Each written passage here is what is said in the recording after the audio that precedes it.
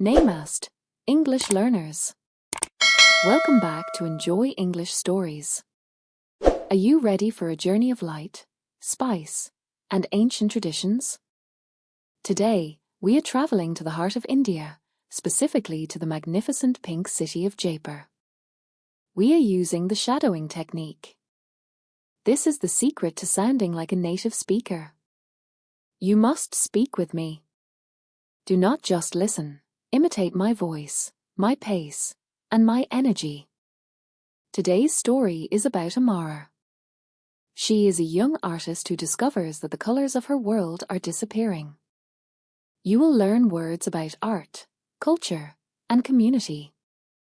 Are you ready to see the colors? Let's begin. My name is Amara. I am 24 years old. I live in the heart of Jaipur, a city that feels like a living, breathing painting. In Jaipur, the walls are not just walls. They are made of ancient stone, and they are all painted the color of a warm, dusty sunset. This is why people from all over the world call it the Pink City. My world is a beautiful, chaotic dance of movement and sound. From my window, I see elephants with magnificent patterns painted on their trunks. I see women walking with grace, wearing saris that look like captured rainbows, bright oranges, deep purples, and electric greens. I hear the constant, rhythmic sound of temple bells and the loud, energetic honking of colorful rickshaws. The air in Jaipur has a heavy, sweet scent. It smells like fresh jasmine flowers hanging in garlands. It smells like the spicy, milky aroma of masala tea brewing in large pots on every street corner. To live in Jaipur is to live in a world of endless color. I work in a small, traditional workshop tucked away in a narrow alleyway. In our shop, we create block-printed textiles. This is a very old and very respected art. We don't use big machines. We use our hands. We take heavy blocks of wood, and we carve incredibly beautiful and complex patterns into them. We carve flowers, birds, and geometric shapes. Then, we dip these wooden blocks into trays of bright, natural dyes. We press them firmly onto long, smooth pieces of white cotton spread across giant tables. Dip, press, repeat. Dip, press, repeat. It is a slow job. It is a rhythmic job. It is a job that requires a lot of patience and a very steady hand. Every day, the sound of the wooden blocks hitting the tables, thud, thud, thud, is the heartbeat of our street. My teacher is an old man named Master Ravi. He has worked in the same stone shop for 50 years. His skin is wrinkled like an old map, and his hands are always stained with deep blue indigo and bright red ink. Master Ravi is a genius of patterns. He knows the story of every lotus flower and every dancing peacock carved into our wooden blocks. He says that a pattern is not just a decoration, it is a prayer. However, one morning, something felt wrong. Master Ravi was standing by the window, looking at a piece of freshly printed cloth. His face was very sad. "Amara," he said to me, his voice sounding thin and tired. "The colors today are not right. Look at this blue. It is dull and gray. Look at this yellow. It is fading before it even dries. The soul of our city is becoming gray, Amara. When people forget their history, when they only look at their phones and forget the beauty of the old ways, the colors start to leave the world." I looked around the workshop, and my heart sank. He was right. The bright sapphire blue now looked like a dusty, dirty sky.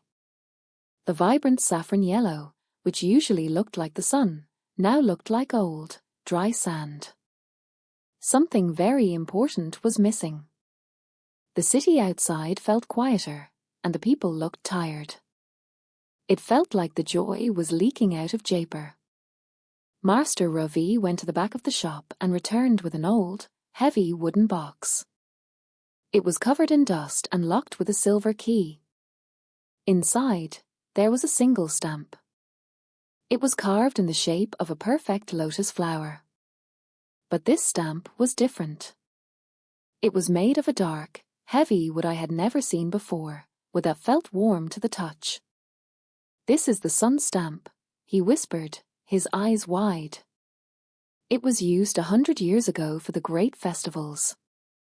It creates the true gold color, a color so bright it can heal the spirit. But to make the dye, you need the water from the sacred well hidden in the middle of the great Thar Desert. Without that water, this stamp is just a piece of dead wood. It cannot sing." I looked at the old stamp, and then I looked at the grey streets of my city. I decided that I could not stay still. I wanted to bring the true gold back to Jaipur. I wanted to wake up the colors. I began a long and difficult quest. First, I took a crowded, noisy train that travelled for many hours. Then, I took a dusty bus that bumped along broken roads. Finally, I reached the edge of the desert, where I met a camel named Babu.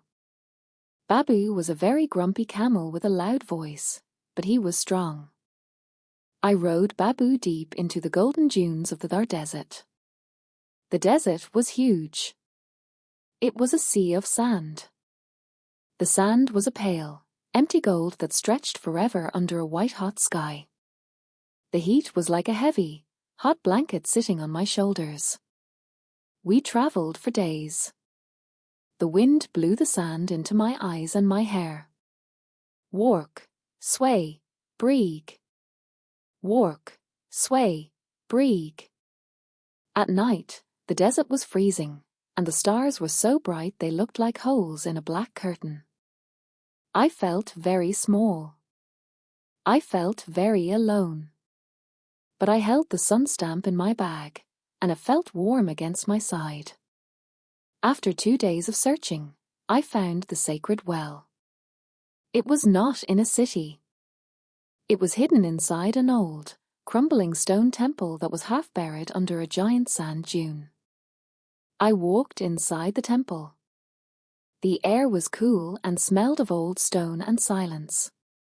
I walked down the long, spiral stairs deep into the dark earth. At the bottom, I found the water. It did not look like normal water. It was perfectly clear, and it sparkled like thousands of tiny diamonds in the dark. I filled my silver jar carefully. I felt a surge of hope in my chest. The journey back to Jaipur was long, but I did not feel tired. When I finally returned to the workshop, Master Ravi was waiting at the door. We didn't say a word. We went straight to the back of the shop. We mixed the sacred desert water with a secret, ancient powder made of ground marigolds and sun-dried turmeric. Suddenly, the wooden bowl began to glow. It was not just yellow. It was not just orange. It was a color that had no name. It was the color of the sun at noon. It was the color of 1,000 golden fires. It was true gold. With trembling hands, I took the sun stamp. I dipped it into the glowing, thick dye. I pressed it with all my strength onto a long piece of pure white silk. Press. When I lifted the heavy wooden block, I gasped. I couldn't believe my eyes. The lotus flower on the silk was moving. The petals seemed to open and close in a slow, beautiful dance. The color was so bright and so powerful that it lit up every dark corner of our dusty shop. Master Ravi started to cry. "The soul is back," he whispered. "The color has returned." We took the golden silk outside and held it up in the middle of the street. As soon as the first ray of the morning sun hit the true gold fabric, something amazing happened. It was like a wave of light moving through the city. The grey, dusty walls of the houses began to glow with a fresh pink light. The blue saris of the women walking by became deep, rich, and sapphire bright again. The green leaves on the trees became so vibrant they looked like emeralds. It was like the entire city was waking up from a long, grey, and lonely sleep. People stopped walking. They put down their phones. They came out of their houses and gathered around us. They reached out their hands to touch the golden silk. They felt the warmth. They started to sing old songs. They started to tell the stories of their grandfathers and grandmothers. They remembered that their city was a treasure. They remembered that their art was their heart. Now, I am no longer just a student or a simple mechanic of cloth. I am a keeper of the colors. I still work in the same stone workshop with Master Ravi, but now, the shop is always full of light. People come from all over India, and even from faraway countries, just to see our golden patterns. They want to remember what it feels like to see a true color. I am Amara, and I learned a very important lesson on my journey. I learned that our world is only as bright as the stories we keep in our hearts. Life is not meant to be grey or boring. Life is a masterpiece, and it is always waiting for us to find the right color to bring it back to life. What a vibrant and beautiful story! Amara brought the sun back to her city and reminded everyone of the power of tradition. Did you enjoy the trip to India? Did you feel the heat of the desert and see the glow of the true gold? Now, it is time for the most important part of your lesson. The shadowing practice. Go back to the beginning of Amara's story. Play the video again and repeat every sentence with me. Focus on your breath and the rhythm of the words. Pay close attention to words like vibrant, tradition, masterpiece, and atmosphere. Try to imagine the sights and smells of Jaipur as you speak. The more you visualize the story, the more natural your English will sound.